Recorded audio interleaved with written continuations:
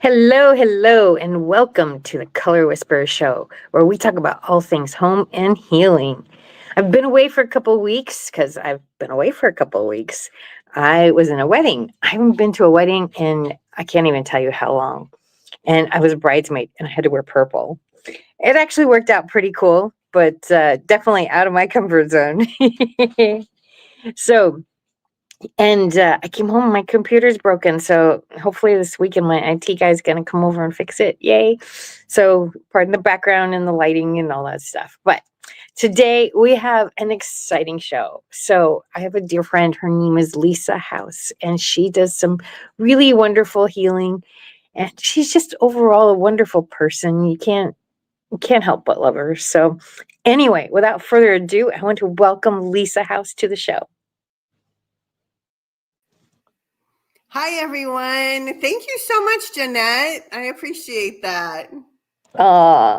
So we've known each other. Has it been 5 years or has it almost been 10 years? I know it was during COVID. I know we knew each other during COVID. Yeah. But was it before then? I think it was right before then. Okay. Yeah, so time goes by fast. Almost 10 years. My goodness. Wow, it I feels like just know. yesterday. I think the older you get, I was talking to somebody about this the other day. The older you get, the faster time goes. And I actually had a dream the other night that it was November. And I woke up like, where did the year go? And then I realized I'd had a dream, and it was such a lucid dream that I actually thought it was November. And yeah, I thought I'd lost like half a year there, but I didn't. I realized like after a couple seconds, I was like, oh, thank goodness it's not flying. And now, I mean, if I was losing time, that would not be good. No. That's like I think quantum leaping, right? I think when we're young, like when you're 10, 20 years old, 1 year, that's a big chunk of your life. At 50, it's not such a big chunk. And I think that we also get complacent about time.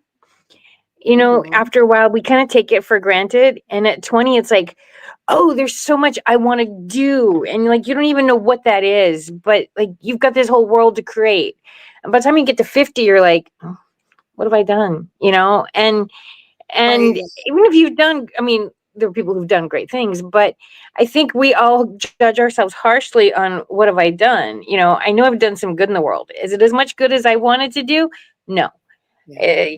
Do I still have time to do a lot of good? Yes. Do I know how to do that? I don't know. And at 20, you're still that wonderful arrogant of I can do anything I want, right? And at 50, you're like, can I? I turned 55 last year, and so I'm almost 56, and I think I finally hit that wall of, yes, you can still do stuff. My family has a lot of longevity. It is both my parents are still alive. Most of my grandparents were alive until well in their 80s.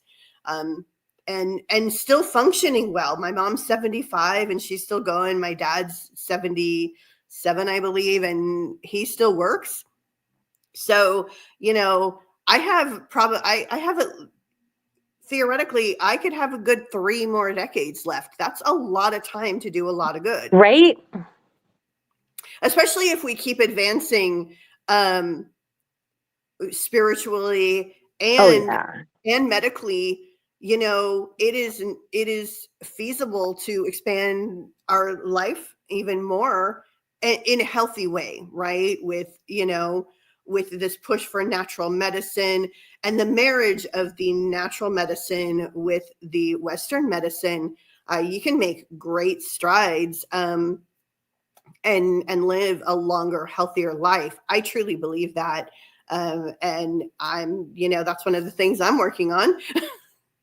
Well, and I was talking with somebody this morning already about how emotions get stuck in our bodies. Yes. And that is the big killer. It is. That's responsible for the big C. Mhm. That's responsible for a lot of other illnesses.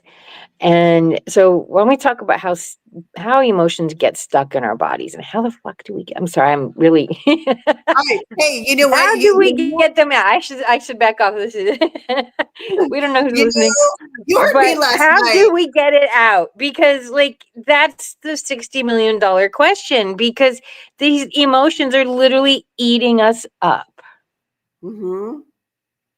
Yeah. I mean, I've struggled with that all my life, and sometimes I kind of not laugh, but I am a healer, and there's such an emphasis now with especially like Gen Z.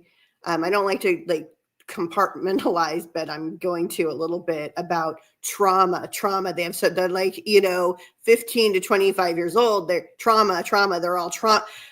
That's my trauma response. I need my support water bottle. And I sometimes think, you really don't. Like, the trauma they have is nothing compared to the trauma of some of the people who came before them, or even some of the people that are living now. But I also think in response to that, there's a lot of other people like me that are saying, "Hey, we all had trauma. Yeah. It's how you." And sure, I guess a support water bottle is nice. But see, and More like a support cookie for me, but right, okay. right, yeah. For me, it's for me, it's support wine, support. Actually, it's more for me. Pizza, pasta, cheese.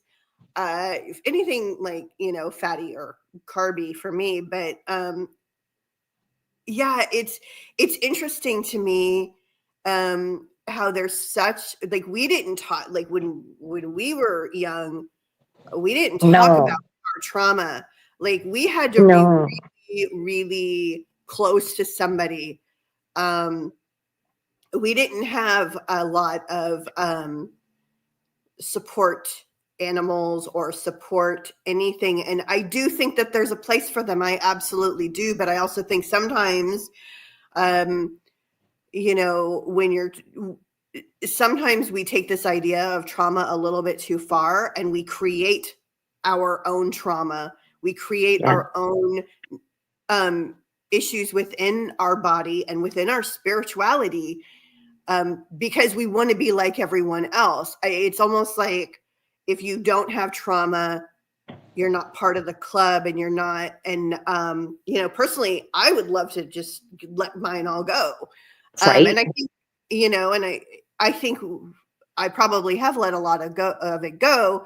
And I don't know how I started on this tangent, but, you know, I think though, in the end, I am not too old to release. And I have been releasing a lot more the last few years.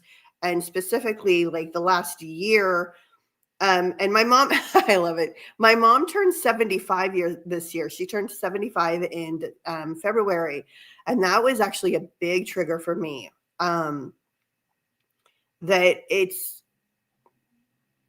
I want to release it. I want to move forward and be healthier and be, she still looks great. She, she's still very active. She does suffer from depression, so she doesn't, she has that aspect, but for the most part, like she's, and she of course has her issues, her health issues. She's 75 years old. But I would like to do better and be better so I can make her life better because I support her. And, if I'm not healthy, then how am I going to do that? Yeah. So, but I do think there's just so much emphasis right now on, health, mental health is a big, big business right now. Yeah, You have all of those like online and on the phone, and everybody's a therapist, even though they're not a therapist. You have all of that. And So it's a big money business right now, and sorry, now I have I know. So yeah, I do think mental health is a big thing, and I do feel like our emotions, we do carry that, and it manifests physically. But at the same time, like, let's move to get rid of it as opposed to collect more. I love the cat. This is my little mental health kiddo. Oh my gosh, she's so wonderful, but she's very persnickety. So I think it's great that people have more awareness, but at the same time, you can be too aware and create problems. And I think that, we're the same age, and, we didn't really focus on what was wrong with our families. I mean, everybody goes through stuff, I had a mother with polio, a special needs sister, an adopted sister. I had all kinds of weird stuff going on in my family. And as I've gotten older, I had a friend tell me one time, I can't imagine what it would be like to have a special needs sister. And I said, I can't imagine what it would be like not to.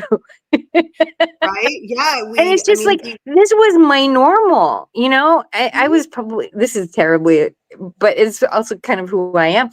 I was well into my 20s, and I'd taken a design class and decided to go to design school when I realized not everybody moved their house around as much as my mother did. But that was just, it didn't click. It was just like, that was our normal. And mm-hmm. and whatever quirk your family had, people who grow up in alcoholic families often become alcoholic, and so this, it's genetic. Is it genetic, or is it how they were raised? If they were raised watching their parents say, oh, I'm having a difficult day, I must drown it in alcohol, is it the gene, or is that what we're taught? I was taught, when you have a bad day, go get a cookie. Okay, well, is overeating genetic in my family, or is that how I was taught to deal with stress? Mm-hmm. And so we all have our normal until we get to an age where we're like, this isn't so normal. And this is not a normal I wish to continue. I don't wish to go to food every time. I did last night. It was kind of a weird day, and I was like, I want pizza. I'm going to get pizza tonight. But I was good. I got a salad as well. So I I did had get pizza some too. veggies. And you know what? It's okay to do it once in a while, but like, it's about finding good ways to cope with stress. Mm-hmm. And it doesn't mean you can never enjoy a pizza or a cookie or a drink of wine or whatever, but we have to do it with consciousness and say, okay, am I doing this because of stress? Is there another way of dealing with stress? Mm-hmm. And and and and that's really what it comes down to. So Yeah. let's talk about, like, okay, so we've got all these things, like for me, one of the things that comes up whenever I see a new healer is my father died when I was a year old. And they always go like, I don't even have to tell them. They just latch onto that. And I'm like, are you kidding? Am I not over this freaking yet? I mean, my body remembers him, but I don't remember him. I Right. remember the stories my mother told me about him. Mm-hmm. And somewhere in my being certainly remembers him, but I don't. Like, all I have is the memories that have been given to me. And it's like, grief is such a wild thing, and it's something everybody goes through at some point in their life. Nobody gets out without that, whether Mm-hmm. it's an animal, a parent, a friend, a sibling, a mentor. There's somebody it's going to happen. It's inevitable. um so do you have any tips on processing grief? Yeah, I mean, My biggest tip, especially if it's from childhood, is doing inner child work. And what that entails is embracing your inner child. It's actually going into a visualization. I do inner child work with myself. When I'm doing it frequently, I am definitely um, feeling better and more confident and um, just good in general. But it's creating that visualization where you go and you visualize yourself as that child or even an infant, even if you were in infancy, and you essentially mother or father um, that child in place of the mother or father you have. I know some people prefer to imagine that it's like Mother Mary or Mother Earth or something like that instead of themselves, but and that works great too, whatever is most comfortable. I tend to like to give myself that love, mother that baby me or that child me myself. And I think there's like a couple of keys to doing this. One is making sure you tell that little you, I love you.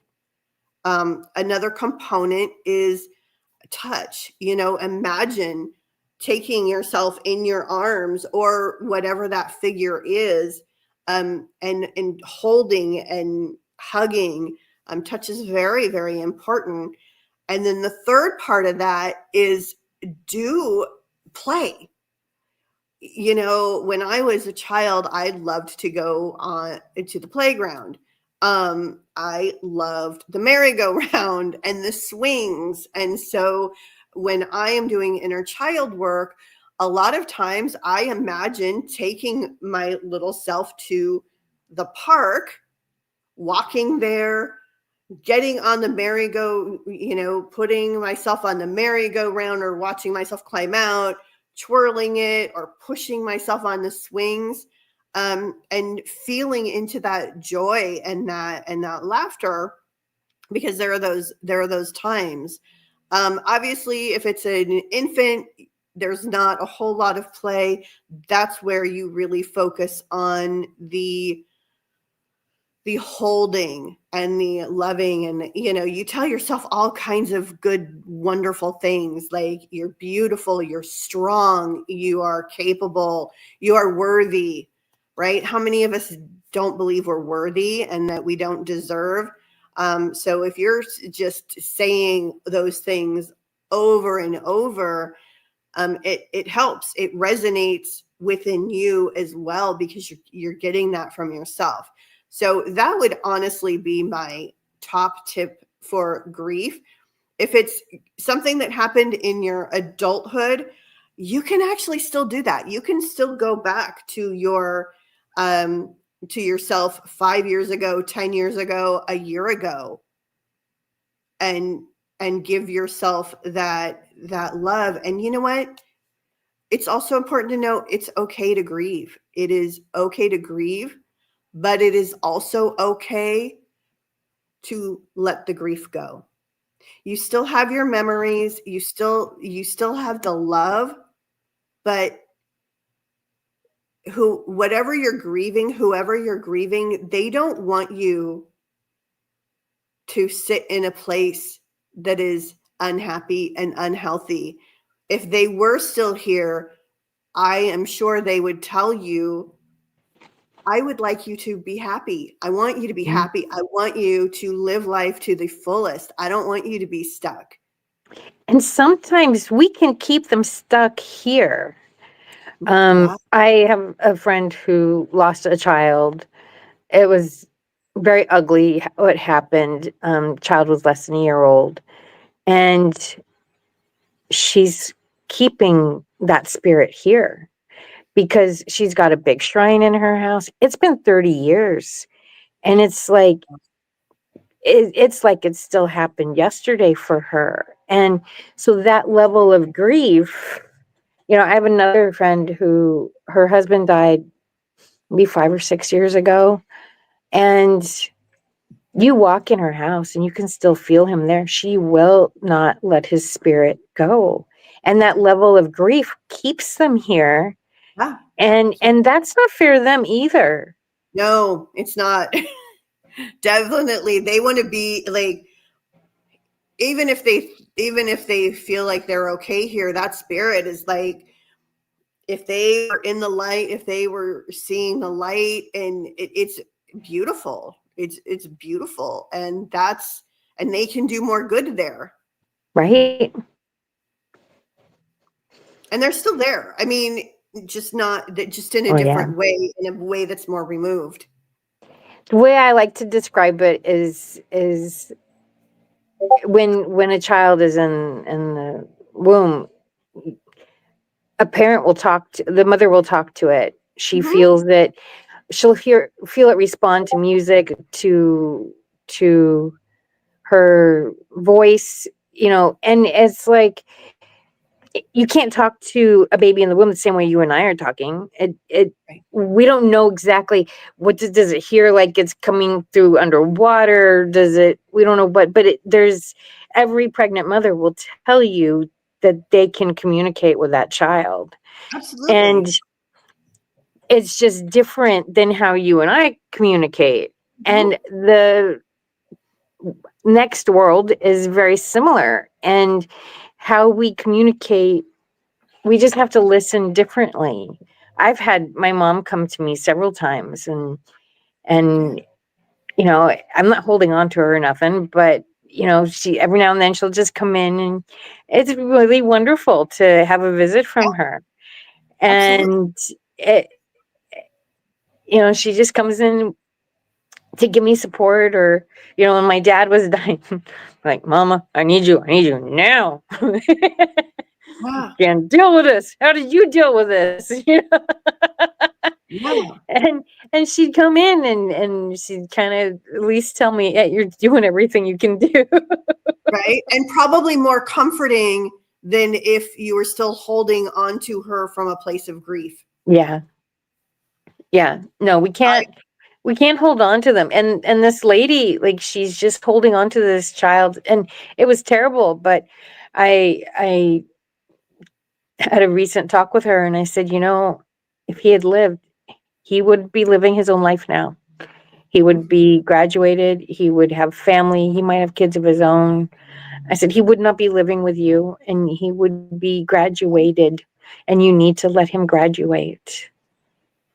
Mm. That's a very excellent way, right, to put it, because yeah, at some point I mean, I'm not a parent, but at some point your parents have to let you go, Yeah, so that you can live your own life. And that's actually an amazing analogy, because I've never thought about it that way. But yeah, we even in life, we have stages where we are dependent on our parents, and then we become less dependent, and then at one point we are not dependent at all, and then a lot of times it rolls back around and they're dependent on us, if the cycle goes through. yeah. I was fortunate. I didn't have that part, but It's not so uh, bad. I wouldn't uh, trade it. yeah. No, I mean, yeah. There's I tell people with kids, and granted, I didn't have the pleasure of raising one myself, but I've had lots of kids around me, and each age has its own special joy. And you'll talk to mothers and like, oh, I can't pick them up anymore. Oh, I can't breastfeed anymore. Oh, I can't, you know, the list, I can't, there is a great sadness when you can't pick them up anymore. I did Yeah, it with my niece and nephew. There is a great sadness when, like, with each year, with each stage of growth, there is a death of an experience with that child you're not going to have again, but something else new comes in. absolutely. And I think with your situation, and taking care of your mom, it's like your relationship with her has changed most definitely. And and there's some joy in that. Like it's the same thing as like each year has there's a part that's not going to be again, but there's a part, as we get older, that's different. Like Yeah. when that 0 to 10, there's a lot of yeah, Yeah. maybe 0 to 15, I don't know, but that first decade especially, there's a lot of, oh, I can't do this anymore. Mm-hmm. And each age has its wonder, and we Right. need to embrace that for ourselves and for those around us. Yeah, I know somebody who they held on to their child like it was a baby for a far longer. I mean, I think she was still breastfeeding when he was 4 years old, and Ouch. that wasn't all. Yeah, I mean, that wasn't like that was, and it was like at nighttime. It wasn't like all his meals, but it was nighttime, and um, the the growth has been stunted Yeah. in a few ways. I mean, there's other things that she's done. That is Oh just yeah. one example of holding on to that babyhood. But the growth was stunted with that child emotionally. You can see it. I've met him not very often, but I've met him a couple of times, and um, so if she doesn't learn how to let go of what he was and let him become what he's supposed to be, that's going to be an ongoing struggle. And he could very well have issues Yeah. later on in life when he's supposed to be an adult. You know, that's part of it, right? You have to, appreciate what you had, but also let them grow. Yeah. And you have My to let mom, an adult, you have to let people grow. exactly. My mom babysat a kid when I was little, and I think it was her youngest kid. And his security blanket was her bra. Now, the last thing I would want is my bra being paraded all over town. But and like we'd go to get him. Oh, don't forget the bra. Don't forget the bra. And I'm like, okay. And the kid was, he was getting to be 6, 7 years old, and so at our house, the bra would sit in the corner and like, but he wasn't. It wasn't constantly being foisted on him. And mom would literally, don't forget it. And I'm like, and I was just a kid. I was 8 years old, and I'm like, why would you Absolutely. want your bra being paraded around town like that? And it wasn't even like a pretty bra. It was just like, I just was like, Oh my gosh. little 8-year-old brain just went, why would you do that? And Oh. clearly, I mean, it was her youngest child. So clearly there's, she was trying to keep him a baby. Now, I don't know what happened to him. We'd only babysat him for a few years, but at my mother's house, it was like, bra went in the corner. He didn't pick it up. He didn't touch it. Yeah. And I don't know how long, she was sitting with him, and like, what kind of, maybe the kid got to a certain age and like, I don't want to deal with boobs. There Right. are guys who don't like boobs. I mean, And let's maybe be that did, or maybe it had the other thing. He just was like, oh my gosh, boobs, boobs, boobs. Who knows? Pixie, please, come on. Oh, you're not Pixie. You're Dickin. You're Dickin. I'm sorry. You need to move too. You guys don't often get to see Dickin. That was Dickin. So sorry, anyway, I just realized phone hey I'm call. kind of Mark. with the animals and everything. I'm just enjoying the conversation and all along those lines. And I was actually thinking even about my own life and everything like that, because I know that I'm fortunate to have, as you know, Jeanette, both parents, and both parents very active and everything like that. But my grandfather on my dad's side actually died when I was very young. So I have very little memories Yeah. except for like what you were saying, what people told me he was like, and all along those lines, because can't even remember. I'd have to ask my dad whether, because I know dad came back for his service because dad was in the Air Force, but whether we came back, I don't think so, and everything like that. But definitely, I have very little memory of him because I was an infant at the time of his passing and Mhm. all along those lines. So definitely no memories except for, as you were Come just on. saying, Come what on. people had told me about him and the kind of like reflections, because he apparently was a noted scientist here in the Durham, North Carolina area. As a matter of fact, the biology building at NCCU is named after him, which is one of our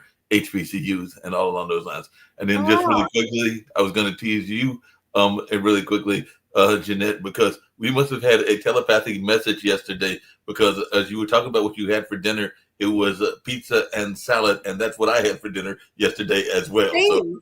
it was like this telepathic message that we had, that it was a pizza and salad day, because I went to Enzo's, which is our local pizza place, and usually I get the chicken wings because they have great chicken wings and the salad. But when I went in there, I was like, today I feel like pizza. So for some reason, it was a telepathic Thursday pizza day.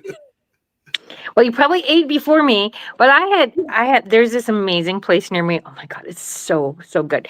They do cornmeal crust pizza, which is just out of this world. Dickin, you're not helping. Stop. He keeps moving the screen. Oh goodness. Animals and kids, right? Yep. And so then they put corn and caramelized onions on it. It is out of this world. It's so good. It sounds like it, 'cause I think I just had an all meat pizza, and I did because I saw the all meat pizza. They had some of the sides, and I am a sucker for olives, so I said, "Could you put some olives on that?" So they did put some black olives, not as much as I would have liked them to have done, but they did put some on there. But yeah, it was a pizza day for some odd reason. I'm not sure what the day will bring me in terms of food and everything like that, but for some reason we were having that same thought. And then I know Miss Lisa was talking about some of her weaknesses. I was going like, I know about those weaknesses, because I can have a weakness for confectionaries as well, and some of the sweets that are out there in life. Yeah. Yeah. No, I had a New York style pizza, and yes, here, but it's a guy who lived in New York, and Mm, it's the closest thing I've ever had to New York style pizza other than in New York. And wow. I got the combo. No olives, though. I don't actually like black olives. I do love green olives, Uh-huh. but that's not an option. So I had the combo. So I got the meat and the veggies, Cool. and it was delicious. Just really quickly, and I was just curious because as you came in the first time and I was listening to y'all's conversation, maybe you'll tell our listeners where you came up with the title of your company, because the title of the company actually caught my attention, because you call it The Passage to Bliss. So how did that come about? Yeah. So last year, I wanted to rebrand from my previous name, because it just wasn't reflecting what I mean, it was more me. It wasn't reflecting my journey and what I wanted to help people with. And what I really wanted to help people with was finding their bliss, whether that's through healing, coaching. And I got together with a couple of people. I would send them names and, all of this. And it's like, throw that one out, throw that one out. That one's not catchy enough. And I wanted something that I could use for like social media, right? That you could easily find that was still unique, right? Originally I wanted to do like Journey to Bliss, but there's multiples out there for different things, whether it's food or whatever. So I wanted something that was still unique. And really, when we're shooting towards bliss, when we are looking to have more bliss within ourselves and in our world, it is like a passage, right? You go through this, and I mean, I kind of think of it almost like a cruise ship, right? You go, and you're getting that pass. You are going on a passage, you're sailing the ocean, or taking that passage across the land, whatever it happens to be. So that's how I landed on it, and it resonated with the people I was talking to. So that's where we went, and I so that's how I came up with it. It was sort of one of those where I'd outgrown the previous concept and wanted a whole new concept of how we get to this space where we are feeling better about ourselves and in a place where we are healed, and how we get there. Yeah, that makes a lot of sense. I'm going to turn it back over to Jeanette. I've actually got to tease Jeanette about one quick thing because her cat, and I'm not sure which one this is, has definitely This is Dickon. doing a great job of mooning the audience several times and all along those lines. So she's been having real fun mooning the audience and all in that kind of space. But just really quickly on that line, as I bounce off here and turn you back over to Jeanette, and this is for both of you, how important do you think it is for pets to help in that healing journey? Because I know you got that cat or cats, and I heard the dogs in the background when we first came on, Lisa. So just maybe if you'll share with our audience the importance of cats in that healing journey. Well, I don't know. My cats have been so important, and energetically, cats and dogs both are great healers. I just saw something the other day. Their frequency is so high, and when they purr or when they wag their tail, they are at the highest frequency of love, which most of us aren't. And so just being around that helps lift our vibration up. Um, I don't know why, especially during COVID, if I didn't have my animals, I mean, they kept me sane. and and there's different ways that they go about it. So cats tend to go towards the area in your space where there's negative energy, and they absorb it. Dogs, on the other hand, go to the space where there's good energy and they multiply it. Yeah. So they each have their own role in how they heal. And it's just the way and that's why I think that cats get lumped in with, dark magic and stuff like that. And it's not so much that they don't do anything dark, but they're not afraid to go into the dark spaces. And, years ago, I had depression really bad, and I had a friend who I hadn't talked to in years, and then all of a sudden kind of came into my world, and, I want to be your friend. I said, why? You don't want to meet my monsters. I got lots of monsters. Why do you even want to be my friend? We did a really good job of pushing him away. And he's like, I'm not afraid of your monsters, Jeanette. I've got my own, and I've been through a lot of monsters, and I'm not afraid of anybody's monsters. And cats are like that. They're not afraid of the monsters, and they are very happy to go where the monsters are and say, you don't belong here. And that's their magical power. And dogs multiply the joy. It's so they're both creating joy in their own way.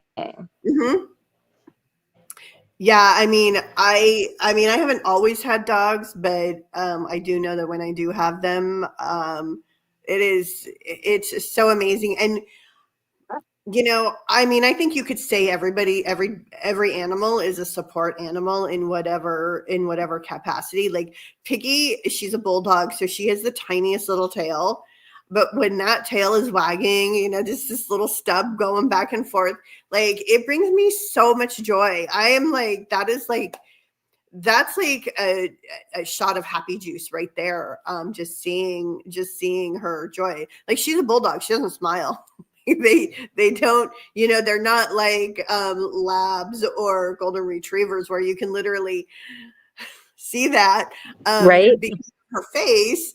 But that little tail goes, and it's beautiful. And I think it's a two-way street. In the morning, a lot of times as I'm having my coffee or tea or whatever, she'll like come and snuggle up with me.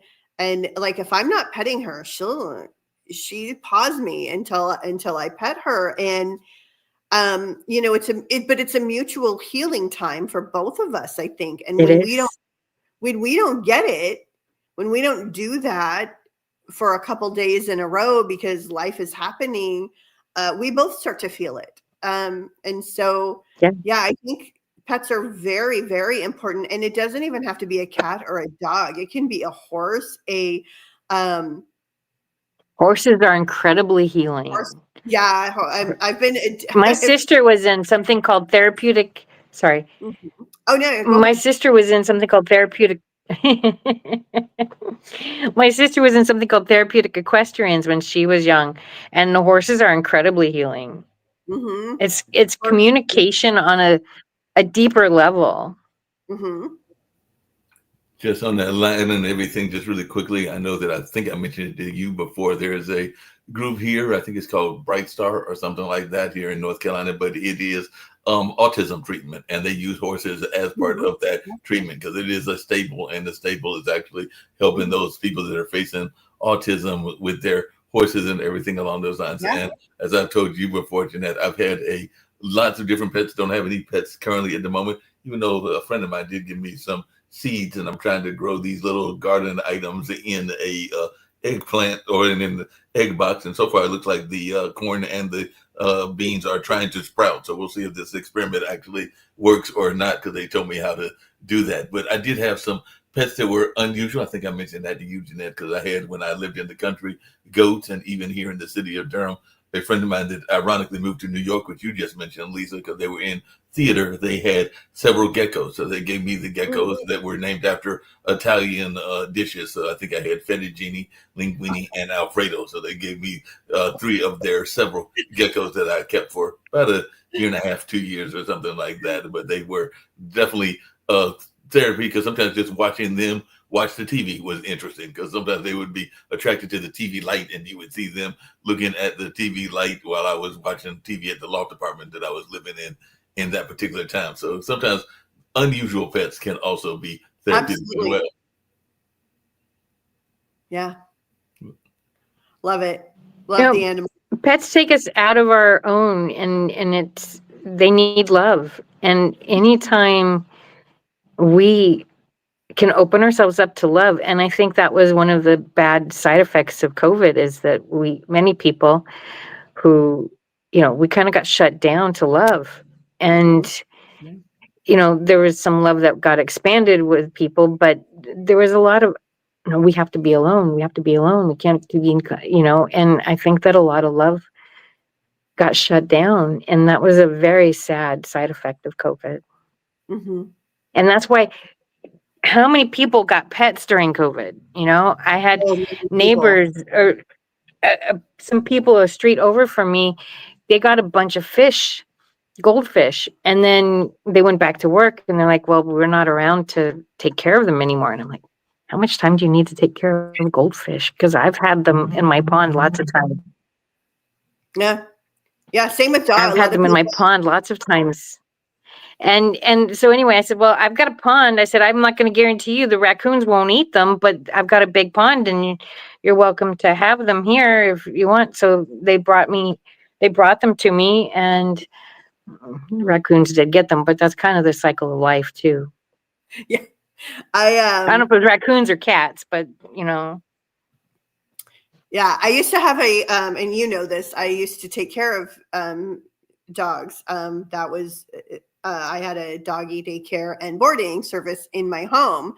And, obviously everything shut down during COVID, but then there was a lot of people that adopted. So when everything was open back up, I was incredibly busy.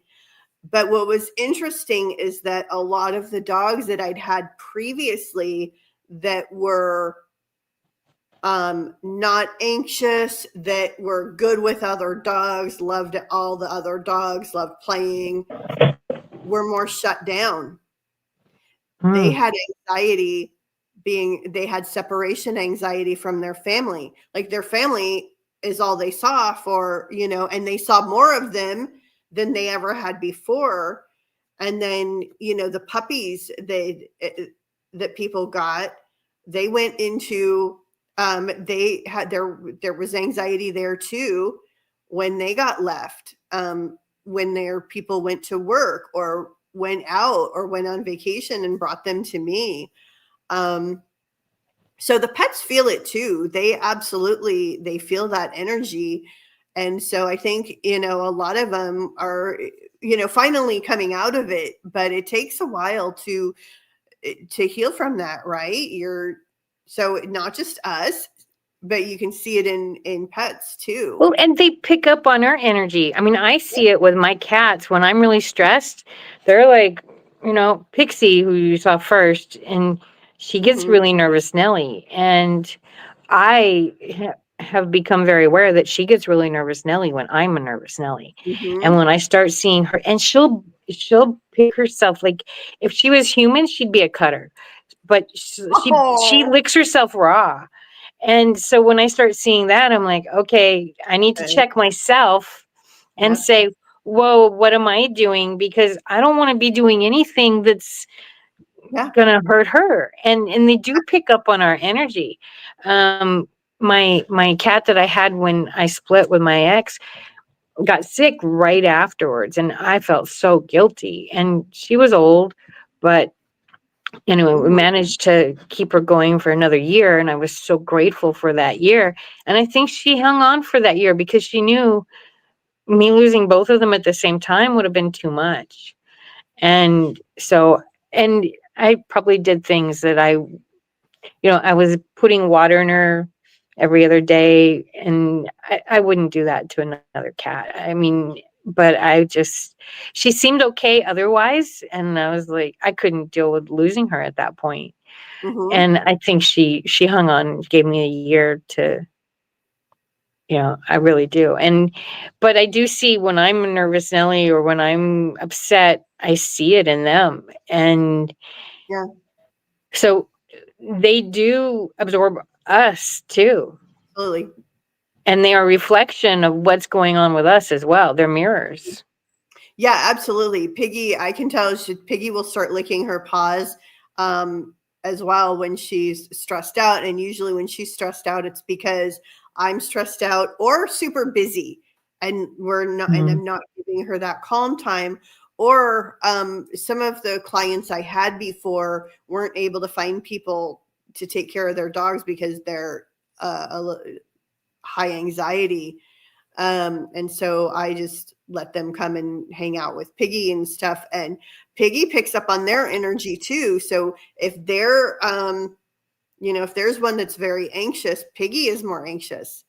And then like it becomes this whole cycle because then we're all like stressed out because of this Right? one dog, and it's just interesting. So once you can get that one dog calm, everybody else is calm, but they absolutely pick up on that energy.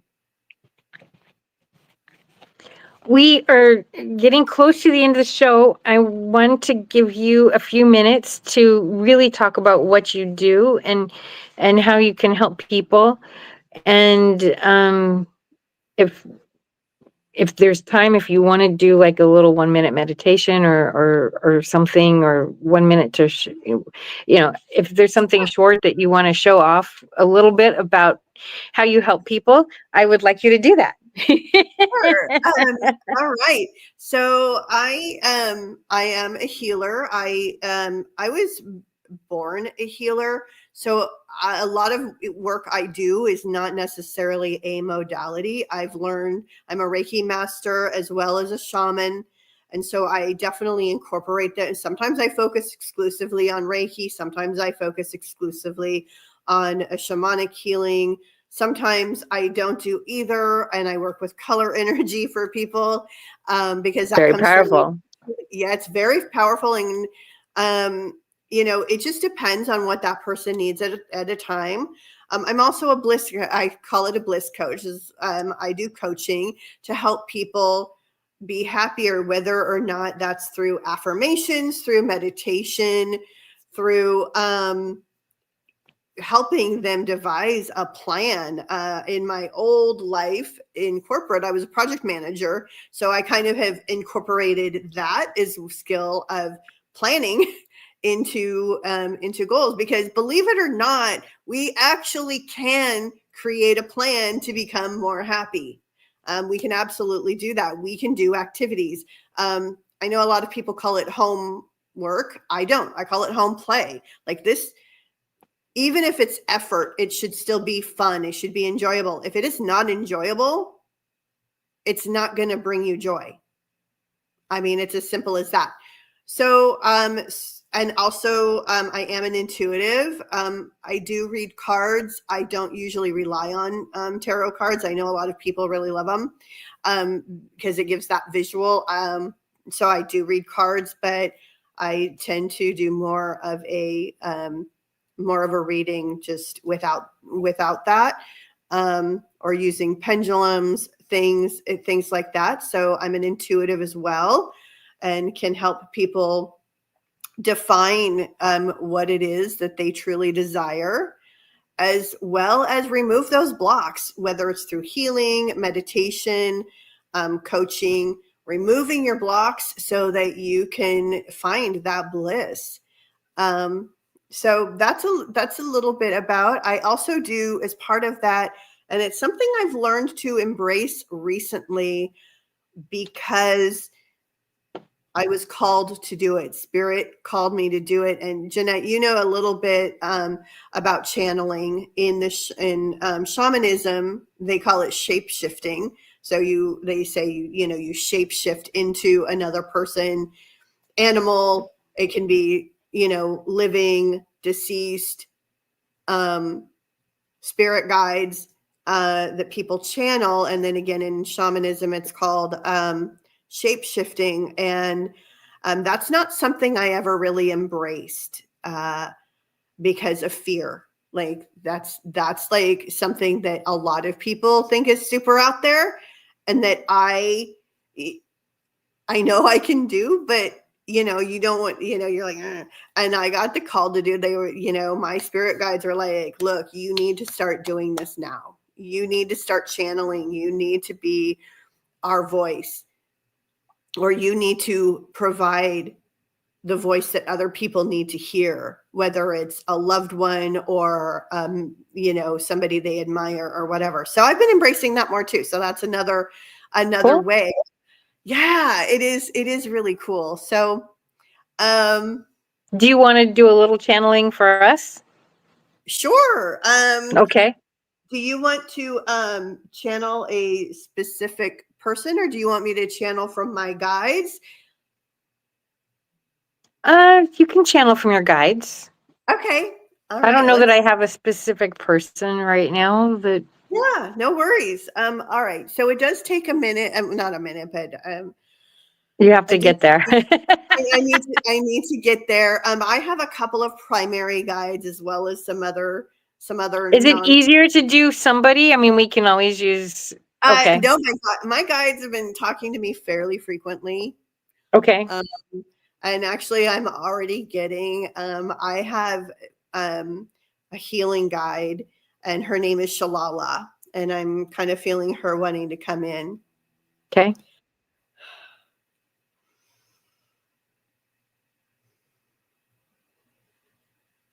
It's all about listening. It's a whole different way of listening, and you have to be in a very clear spot to listen. So we're going to give her a couple minutes to get there. But I find personally those, if you're not used to doing this, but you want to talk to those people that have passed on or looking for answers, and that time right between awake and sleep are really important, either waking up or going to bed. And it's a different brainwave, and it's easier to connect.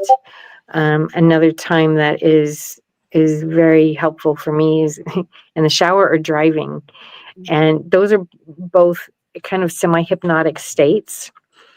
And so we're more aware of what's there. We can allow the presence and to listen better in those states. So if you're trying to, like I talk to my mom, but if you're looking for advice from somebody and you really kind of want to connect with them, that's what I would tell you to do.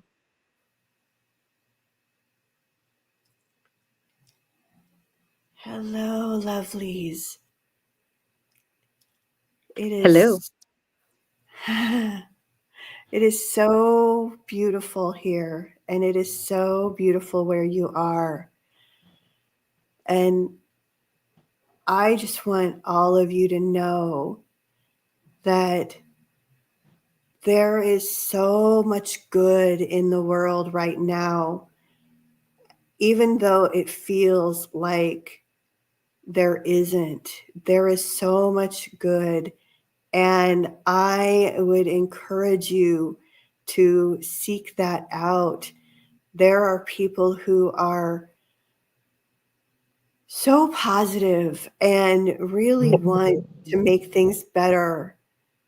And yes, light workers, healers are all coming together, but you don't have to be one.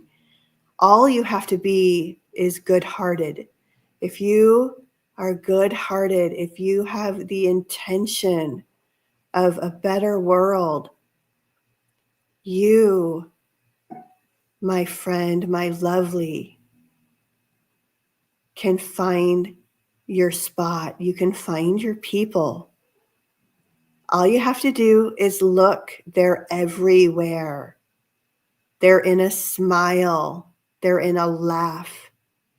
And the more you embrace those who you want to be like, the more you embrace the people who see the good and feel the good and want to be the good, the better you will be. The more good you will feel, the more good you will have, the more good you will be.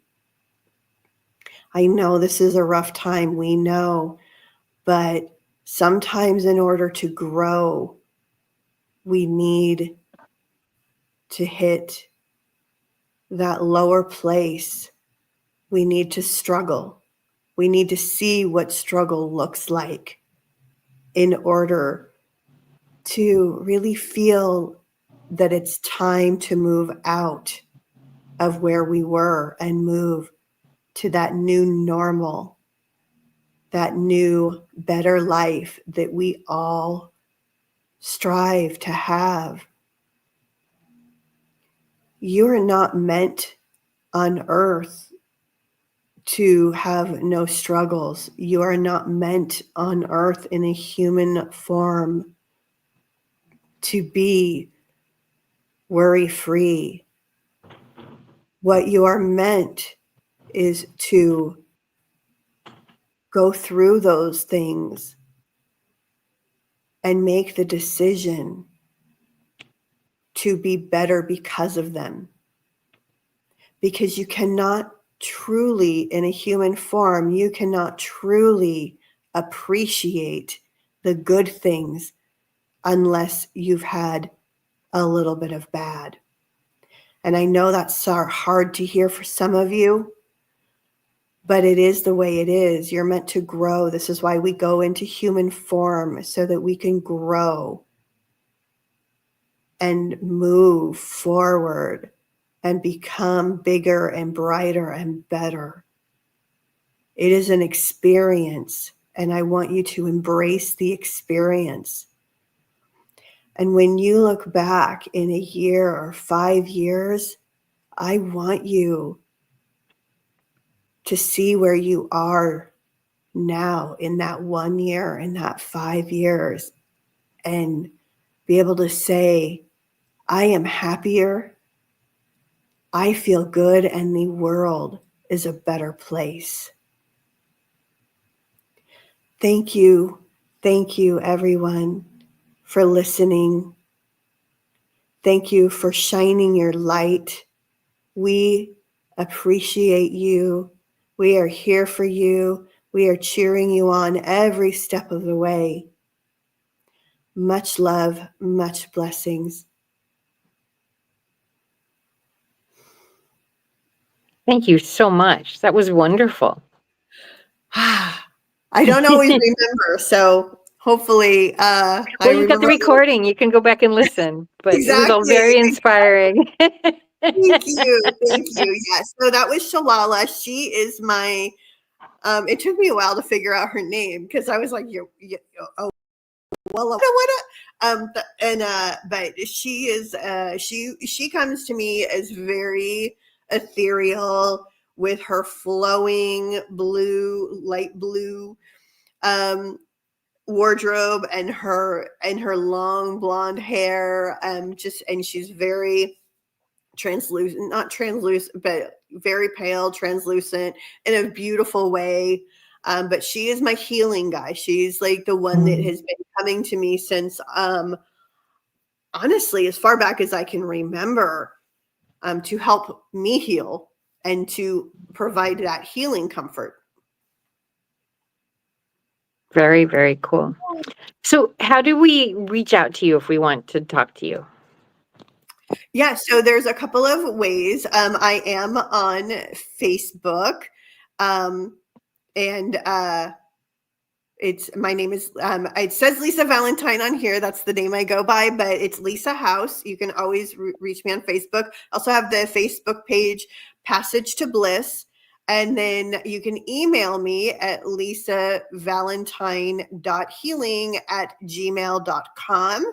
I don't have a website yet. That's something I'm working on, but I didn't want to just jump in and create something. So we're thinking about it and doing it. I'm on TikTok as well under Passage to Bliss. I think it's Passage awesome. to Bliss. Awesome. Thank you so much for being on today. I really appreciate it. And I think we learned a lot. Great. Yeah, this was great. This was my very first podcast. So I was super excited to be here. Thank you for inviting me. You're so welcome. And now that we've got a head full of mental good health and energy, we're going to get some body good health and energy with some awesome, awesome spices. Are you ready? Are you ready, Mark? Maybe not. No, we're There he ready. is. We'll get ready to get Kendu spices and get y'all on out of here. So yes, always ready for some Kendu spices. So that's what Vicken we'll. wants some. I think so. So it's time for Kendu spice. You know how people love to enjoy food and don't understand how to flavor their food or how to replicate a meal? They're interested in supplements but don't know where to begin? Well, what I do is I take the guesswork out of enjoying flavor and wellness with my flavorful spice blends so that they can create delicious meals with healing benefits. Kendu Spice was created to help cooks at any level enjoy healing through food. Every spice blend was designed to give added health benefits of natural herbs. Every blend is complete. There's no need to add any additional spice for a delicious meal. Saving you time and money while adding supplements to your meals can be both tasty and fun. My earliest memories in the kitchen began with my father, Kenny Kendu Bond, so it was fitting that I would name this line after him. I have always looked to natural remedies to supplement the body, and I found myself hiding herbs and minerals in foods for my family. That's when it hit me. Everyone needs Kendu Spice. Everyone should be having this. It's an exclusive brand for cooks at any level who want to create flavorful dishes with healing benefits that can satisfy the body and soul. Add a little spice to your life. Give Kendu Spice a try.